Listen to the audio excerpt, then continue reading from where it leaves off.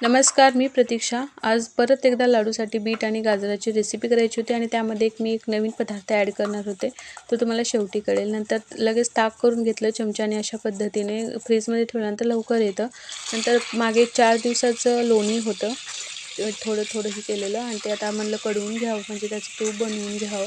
त्यामुळे कढवायला ठेवले. कालची पूजा काढून घेतली, आजची पूजा करायची बाकी होती अजून. भांडे काढून ठेवले बाहेर आणि लाडू बघा झोपेत कशा आंबगड्या देतोय मस्त अशा. नंतर तूप कडलं, छान असं कडत आलेलं होतं. तेवढं लाल होऊ दे मला आवडत नाही. ते गाजर आणि बीट पण उकडलं होतं आणि अशा पद्धतीने तूप झाले. गाळणीनं गाळून एका वाटीमध्ये मी काढून ठेवते.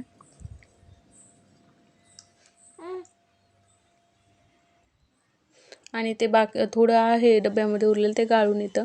लगेच ते गाजर आणि बीट पण स्मॅश करून घेतलं आणि त्यामध्ये मी केळी ॲड करणार होते स्मॅश करून. डेली एक पदार्थ त्यामध्ये ॲड करावं असं डॉक्टरने सांगितले, नवीन नवीन पदार्थ. आणि स्मॅश करून अशा पद्धतीने ते मिक्स केलं आणि लाडूला खाऊ घातलं. तर चला आता उद्या भेटूया. बाय.